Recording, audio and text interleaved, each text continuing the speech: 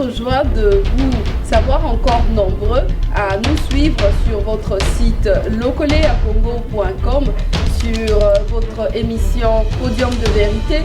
Nous avons toujours l'honneur de recevoir pour vous des hommes des dieux, des hommes intelligents, des hommes qui ont une certaine position dans cette société, qui viennent nous donner des conseils, qui viennent parler de choses qui nous édifient, mais qui nous donnent aussi des révélations sur des choses que nous ne connaissions pas en avance. Aujourd'hui, j'ai l'honneur de recevoir pour vous un couple dont le mari est prophète, dont la femme aussi est prophète. L'apôtre, on l'appelle l'apôtre de Paya. Et je veux leur donner l'honneur de se présenter. Bonjour apôtre, bonjour prophète. Bonjour. Bonjour. Comment allez-vous?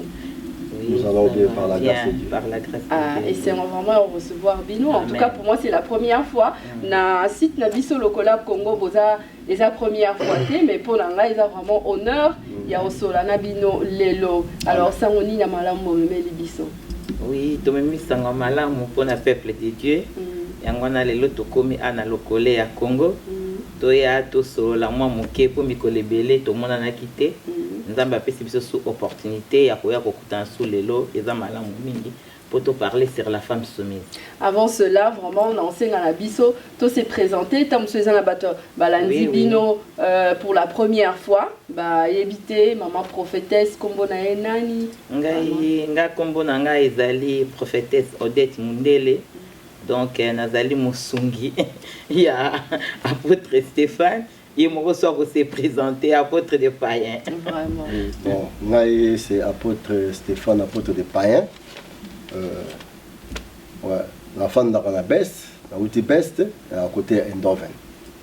Apôtre de Païen, pour une combo en apôtre de Païen, oui, apôtre de Païen, c'est une révélation. Ils ont mis beauté, ils ont une révélation de gens qui depuis 2007, nous avons lobaki na ngai na bengi yo lokola apôtre Paul. OK. Yango totali na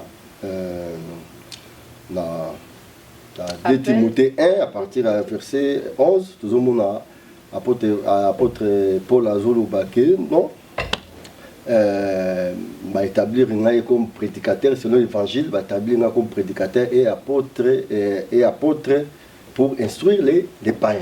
Ok.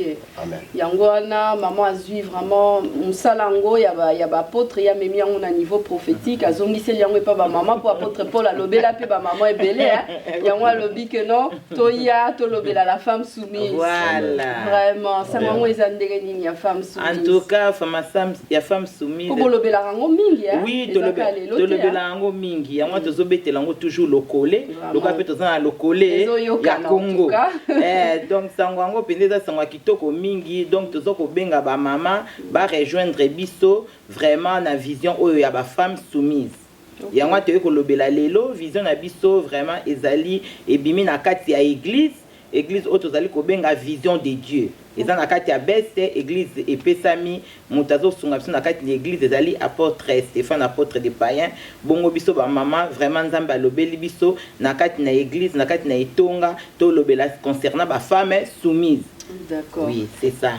Pourquoi bolobela ba femme soumise kaka basi mususu te ka basi les femmes soumises? Non, biso tozo lobela vraiment selon révélation ezo ebimisi na kati ya Ephésiens 5:23. Tozo lobela selon que moi si ndenge azali wana mobali azali chef ya mwasi. Ah bozo sala appel que basi ba koma soumise. Oui, basi ba koma soumise tous à la obéissance. OK. Par la parole de Dieu et puis toi ba komi kitsa des femmes mibali na biso. Mais tozali ko benga basi nyonso. To lobi ka te parce que l'aime so ba to ba ko loba maman Gilles ba ko loba ke non, peut-être bazo lobela kaka ba femme o baza mariée. Ba femme ko baza ba célibataire o baza blessé, baza blessé de guerre, baza ba déception, tozo lobela bango te.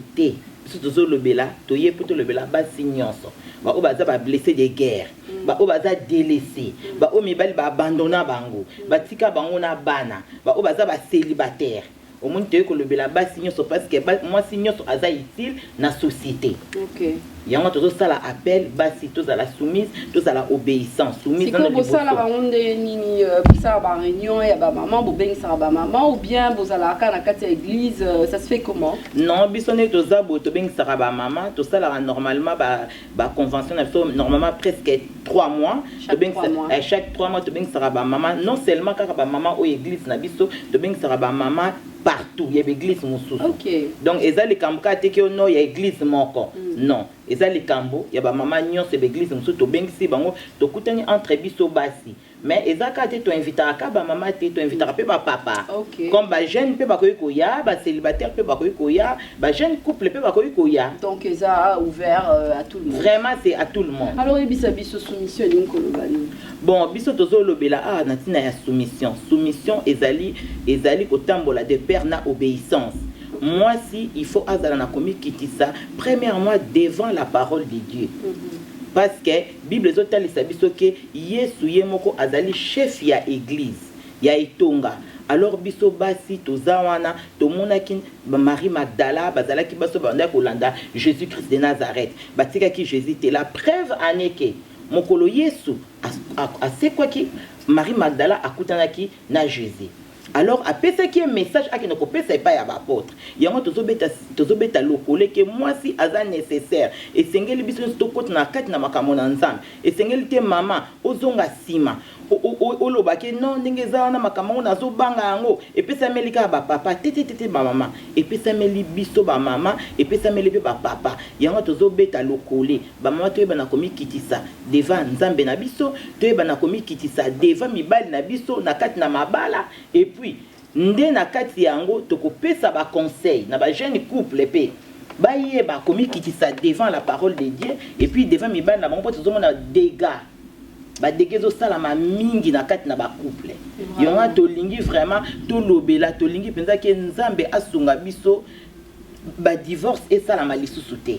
Mais maman tozonga na temps penza ya kala ndenge ba maman bazaki na komi kitisa. Mais là on est komi ko sala que lelo ba maman baza komi kitisa te. Là on est ça obstacle pour ba maman ba bande ko landa Yesu sûrement mibal na bango ba pesa bango autorisation ba landa Yesu. Voilà. Alors lelo ba maman ceux qui bazo boya ko landa Yesu peut-être bazo mimona bazo komi banga bazo mona ka ke musala nzambe za musala ya mibali ndengo utikolo ba. Lelo on est ça obstacle que baza la soumité et envers Dieu et envers leur mari à la maison.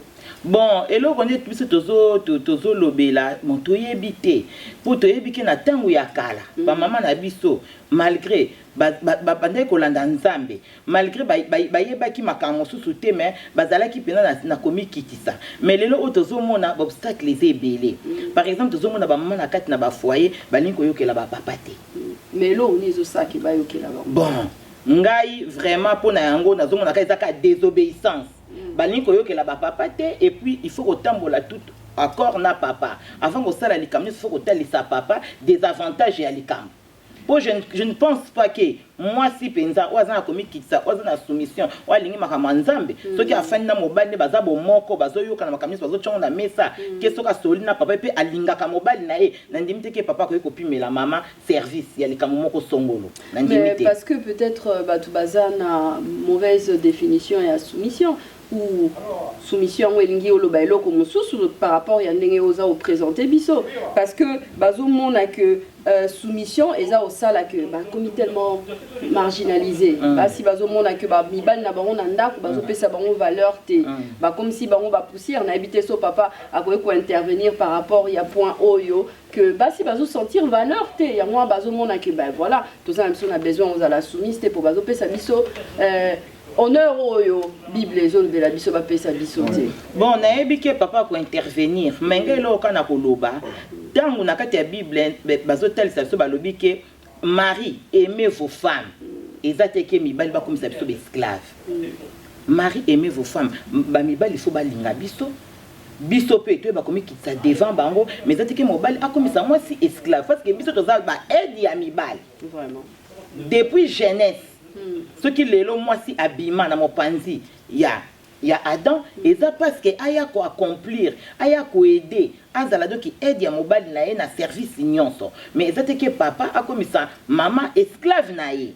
Mais au nom de la soumission, si comment Robeta, ma pasteur.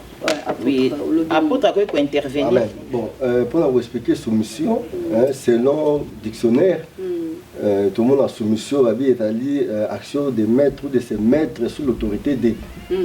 Donc, ils ont obéissance. Bon, selon définition, selon la Bible, tout le monde explique que l'obéissance, ils ont attitude l'attitude est une attitude fondamentale de soumission à Dieu, à sa volonté et à ses principes. Donc, Maramazambe, ils ont des principes dans nous, puis ils ont voté dans Zambie. Couple, Moumasi, Mobile Robeta, Moisi. C'est que Mobali, Moisi, les gens de la Mobile abonde la parce que Mobile abonde la va, et bien que Kobete ça va bien. On y a les gens et bien qu'il faut mettre en pratique, ne va bien que ma femme soit soumise, mari, et même vos femmes. Donc, tout le temps que couple, on a un problème. Moi, si on dit là, mais mon bel on dit là. Mais il y a peut-être moyen comment vous gérer moi si il y a vous tracer parce que s'il faut le dire hein après mon corps tout ma case si mon bal il dit bon pour n'a pas seulement discipline il faut na bête comme ça le coup la Bible le bas qu'il faut la soumise donc s'agenouiller pas est-ce que procédure va nous appeler non en tout cas ton dimena wata to zaki akala babi celui qui est en Christ il est devenu une nouvelle créature la créature où il a passé des méchanceté zaki colère zaki mais ndenge to yamba Yesu colère to goza la colère te faut to na douceur to za bata douceur ya ba fruit de l'esprit donc ouais ezotali ça mutuana abongwana te et la procédure était que oyo komema moi c'est obéissance na ko beta to na ko nyokola mais ngana on peut ça conseil na maman oyo azala kawana et c'est ngel nae azala obéissance pas nzambe parce que obéissance la prière parce que obéissance ezali fondation alors na makambo nzambe il y a des principes il y a 4 principes. Il y a la lecture biblique, il y a la prière, il y a la communion fraternelle et puis il y a refléter Jésus. Donc dans tout ça, il y a l'obéissance. Même la prière, il faut l'obéissance. Si on a l'obéissance, nous avons l'obéissance. Amour, nous avons foi, nous avons exaucé prière, mobile, nous avons allongé naïta, toute la situation où nous avons allongé la méchanceté, la colère, ou bien allongé la vie mabé. Mais moi, si, Seigneur, on a toujours obéissant et pas une obéissant et pas en Zambé. Tant que vous êtes bon là, vous êtes obéissante. Vous avez la persévérance, vous avez la foi, vous avez l'amour. À ce moment, Nzambe après exaucer prière pour changer mon nom. Si vous avez une soumission, et si vous avez papa, ezaka ya basi, ezaka basi ne mtu baza soumise. Papa peut faut baza la soumis la parole de Dieu. Envers Christ parce que balobi que Christ yenda za l'époux. Mokola suka aroya ko soya ko enlever biso nyonso na basi na mibali. Donc biso nyonso za ba épouse ya Jésus Christ. Épouse comme l'église aussi. Oui, comme l'église. Oui, ezaka eza vision ya ba femme. Alors pour ba femme, baza toujours mon abati mingi, ba pape belé, toujours moi lelo bandi mara ministère à cité. Or si nous regardons dans la Bible, moi si depuis Kalazalaki. Mais apôtre, collègue nos apôtres, le bas que la femme se taise. Non, mais wana il faut se couper et dans le contexte ni yango monique eza na o ba bengi herméneutique ba révélation na nzamba pesa ki révélation par apôtre Paul la période ni pourquoi cette révélation. Donc ezali et le mot ezali na contexte moko quelconque. Il faut pas généraliser mais il faut que tu tali bien depuis longtemps même Christ a ali modèle parce que apôtre Paul a dit imiter, soyez mes imitateurs comme moi je suis imitateur de Christ. Totali, apôtre Paul, même l'église, la Philémon, totali que Philémon, a la moitié naé à fias. Même apôtre Paul, a zaki, basi ko servir Nzambe. Priscilla. Priscilla, donc basi bazaki. Tu crois que exclure Nzambe te. Tu crois que exclure basité. Les yango de monde que ma femme soumise. C'est important pour réveiller un peu maman tellement pour encourager bango que baza utile baza nécessaire pour apporter un plus l'accord du Christ dans l'église locale donc baza négligé et sengeli que pour encourager bango pour motiver bango vraiment tellement ba rejoindre ba femme soumise parce que toujours servir pour la gloire de Dieu c'est pas pour la gloire d'une certaine personne. Donc avant tout côté la partie parce que nous préféré pour le Belabiso soumission, il y a église envers le Christ et est-ce que il y a soumission moi si faut ça soumis envers Mobali naé ou bien il faut ça soumis envers ma parent naé envers yaya naé envers pasteur naé envers yaya quartier tout ce monde là même Baleki je ne sais pas. Mais bien sûr en tout cas on a CP la question na mingi vraiment maman Julien Zamba pambola yo autant de la soumission non il faut tous à la soumise devant Dieu et puis à part Nzambe Mobali non soumission est à partout il faut à la soumise devant pasteur nayo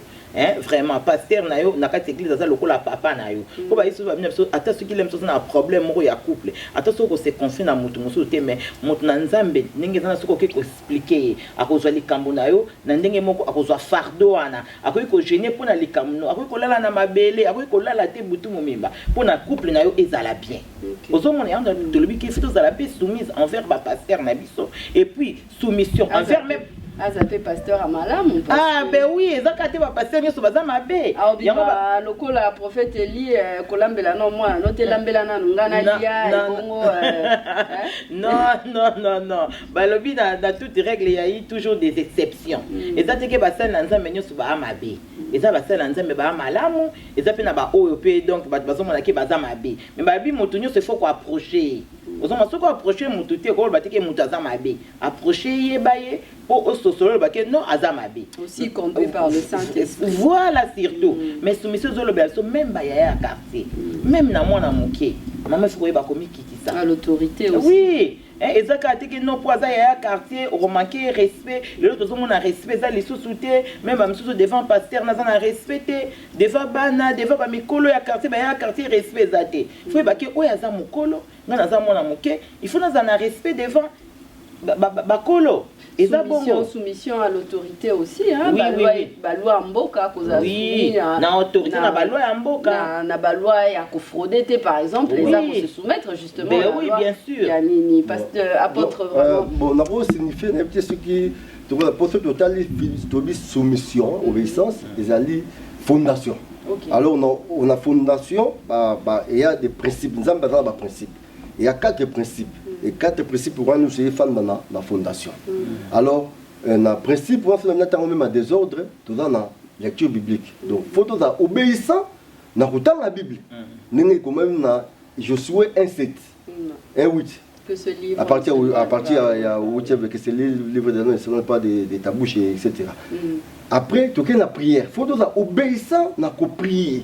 Oui, bien que Nzamba que l'inga fona bonde la Nzambe na obéir na prière. Et la loi ko prier. Et la loi Nzamba pesa biso ko prier. Non, ko bien eza juste quelque chose. Et ça va principe. Ça c'est un principe. 4 principes donc lecture biblique, deuxième principe la prière, toujours obéissance, c'est ça toujours fondation. Troisième principe communion fraternelle. Au corps du Christ. Tout c'est divisé, tout est uni. Pour corps du Christ c'est dans la force. Il faut obéissance c'est dans la carte. Obéissance c'est toujours la carte. Refléter Jésus donc témoigner Jésus. Les autres parler en parole, en comportement puis en parole. Bah au moins le lingue y aller aux autres témoigner Jésus, aux autres imiter Jésus. Alors que imiter Jésus ali partout bah tout le monde que aux autres sa image et sur Masia. Na quartier, na libala, na église. Les autres que au monde que au sambelaka mais bizali mabe. Monokoyo aroga kotonga songi tout ça. Donc voilà aux autres que oza na soumission. Donc, sur tous les 4 principes, obéissance et fondée dans obéissance. Obéissance, c'est la fondation 4 principes pour défendre le Coran. Ok. Et l'automonini, ou je dirais, Prinini, Moutakoyoko gagné après avoir été soumise à son mari, à la société, à l'église. L'automonini, ils ont ma soumission. Bon, ce total spirituel, bibliquement, pourquoi obéir à Dieu?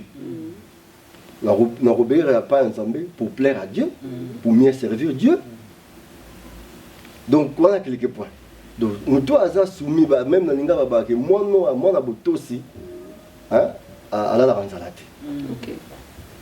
Donc, soumission, obéissance et foutaka toujours. Donc, le contraire, il y a obéissance, c'est la désobéissance. On a même rébellion. Mais soumission, obéissance, Babi, dans 1 Samuel 15, Babi, l'obéissance vaut mieux que les sacrifices. L'obéissance vaut mieux que les sacrifices. Babi, la désobéissance, ils allaient plus pire que mouton sa idolâtrie, mouton pratiquer la magie, ça va kisi. Donc, Nzambe akela biso poto se soumettre kakanayi. Et l'église où ils sont soumis à Christ, quel est l'avantage d'être soumis à Christ? L'église jamais dans l'obéissance, jamais dans la relation dans Nzambe. Mouton a perdre des relations dans Nzambe, c'est total même dans la jeunesse. À date, on a désobéissé qui akabonaki na Nzambe. Oui, c'est bon. Donc l'église où ils sont dans la soumission, où ils sont dans la désobéissance, ils n'ont pas ça. Parce que Nzambe a pris ordre. Nzambe a ordre dans Nzambe, il y a des ordres. Même si tout à l'heure, l'apôtre Paul, tant qu'on encadrer l'église des mesures et tout ça, toujours, il y a des instructions. Babi, il faut tous à l'obéissance à toutes les choses. Donc, sans l'obéissance, jamais tu peux marcher dans Nzambe. Sans l'obéissance, Nzambe a exaucer prière na biso te. Sans obéissance, tu peux la Bible te. Si tu as la Bible te, tu as une carence spirituelle. Sans obéissance, jamais tu refléter Jésus. Sans obéissance, jamais tu as la communion fraternelle. Donc, obéissance, ils allaient clé, ils fondation à ma communion. Alors, vraiment, tu as émission na biso, vraiment, tu as vraiment mon poussé. En tout cas, maman, par rapport à ma cambo à soumission, yo moni au conclure ndengeni. Bon, ngana olobaka kaboye vraiment biso tozawana po na kosunga ba couple o eza brisé. Bana oyo bazotambola malamu te ba jeune couple oyo bazana ba difficulté. En tout cas, objectif na biso tozawana po na komema bango vraiment kimia ezala na kati ya ba mabota na biso. Yango na kaka eloko tolingaki to beta vraiment lokole na biso tozala basi lokola basara ozomona sara zaki mwasa komikitisa vraiment ekozala malamu mingi po toza pena na besoin vraiment ba difficulté esi la na kati ya ba couple na biso tolingi vraiment ba couple na biso za ba couple moko même s'il y a des problèmes vraiment eza ba couple moko eza na harmonie ozomona komema bato na dimension ya prière. Comme ma biso ba maman même ce ba problème ezali to ba ningi to kitisa ba papa na biso même ceux qui papa za matata mais avec notre prière tout le monde qui Eli abele la kinzambe la prière avec insistance timbula après 3h30 nzambe kitisa kimbula. Merci beaucoup.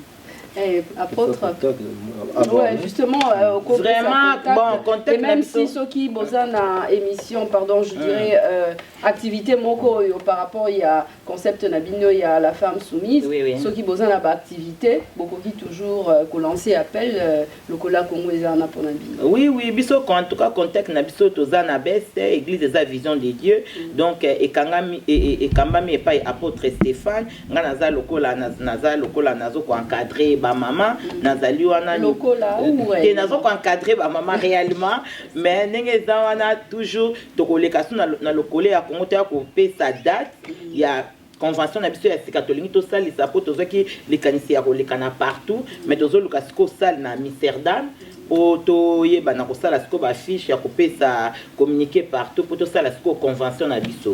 Bon numéro na biso ya téléphone ezali 06 81 11 06 03 0031 pour na ba bon 0031 pour na ba oyo bazali banda 0031 obani na 6 81 11 06 03 vraiment beaucoup ko benga toujours pour na ba conseil toujours ko za libala bosembo même ba problème na bana beaucoup toujours ko benga to ko fortifier bino par la parole de Dieu donc par la prière en tout cas tous disponible et ça musala nzamba bengeli biso apôtre de païen au lobini oui. Pour na ba païen surtout amen révélation ezali na 1 Corinthiens 9 à partir il y a 13e verset donc dans un serviteur ya batunyo nzamba bengi ngai surtout apesi na motema wana ya construire les païens bateau balingi vraiment mokili mais naza ya bato nyonso na ya ba juste na ya bato nyonso donc je fais tout pour tout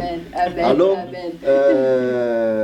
Toza Nenge Maman Lobby, donc Tozali, les prophétesses à Lobby, numéro 06 81 11 06 03, et email, apôtre Stéphane, vraiment noté, le collègue à Congo a noté. Alors, mot de la fin, que nous devons servir Dieu avec beaucoup d'humilité. Parce que nous avons tous ça les pour la gloire, mais ça pour la gloire de Dieu. Donc, c'est vraiment chrétien, tous en communion fraternelle. Il y a renforcer le corps du Christ pour tout efficace, tout un message, tout un impact, tout un succès, vraiment pour tout vaincre le royaume où il y a diable, où ils allient, on a toujours pour déstabiliser le royaume de Dieu. Et c'est vraiment tout un bolingo, tout l'esprit, il y a division, il y a trahison, et c'est vraiment tout le cas, tout a uni pour l'église locale, et ça a vraiment na image moko ya bien. Apôtre de Payen à Messana azamwana lokole à Congo, en tout cas apôtre Rozongela Bisso na thème moko ya très important au Bongisaki, ça sera sur prochainement nous allons parler de la maturité. Donc na tiré à partir il y a Luc 2 verset 52, place aux observations que Jésus croissait en sagesse, en stature et en grâce devant Dieu et devant les hommes. Donc sur 3 éléments, tout à Jésus a beaucoup dans 3 éléments, en sagesse, en grâce et en stature devant Dieu et devant les hommes. Parce que tout le monde a battu au Sambela. Au Sambela, au Sambela, qu'on parle la langue, bah prophétie m'a rebellé, mais l'Ibanda devant les hommes, témoignage est bien. Alors tout ça, la maturité est nécessaire. Okay. Alors, il y a un thème très important, donc tu peux vraiment le coller pour réveiller il y a le coller à Congo. En tout cas, Yangoana Zala vraiment branché na site nabiso lokoleacongo.com pour ne pas rater cet exposé que l'apôtre de Payen va nous emmener sur la soumission, pardon, je voulais dire sur la maturité. Vraiment que Dieu vous bénisse. Amen. Au revoir ou bien bonjour Nabana Brest. En tout cas, na pesi mbote na basen nyoso, na pesi mbote na nga na ba frère et puis ba sœur nyoso na ba nyoso ba ebinga, na pesi mbote na ba ndeko oyo baza musika pe baza pembeni tellement baza belé pour otanga ba kombo lokwa toza bref. Donc nzambe apambola bino bino tozo tozolanda ngai. Vraiment Nzambe apambola. Très sincère merci en tout cas à vous internautes bana ya lokoleacongo.com. Nos remerciements à l'église de la foi audacieuse Wane Simbamina pasteur José Okoko et le prophète Jocelyn Yana mon entier que je salue énormément. Carlos Kalouza, merci Misapia Pembe, sans oublier le missionnaire Placide de Jésus. Quant à vous, à la prochaine. Ciao ciao, que Dieu vous bénisse.